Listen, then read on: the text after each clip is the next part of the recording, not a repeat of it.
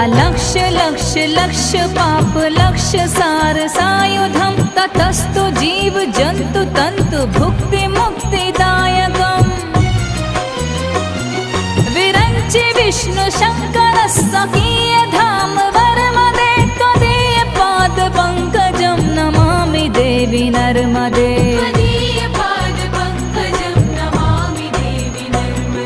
नमा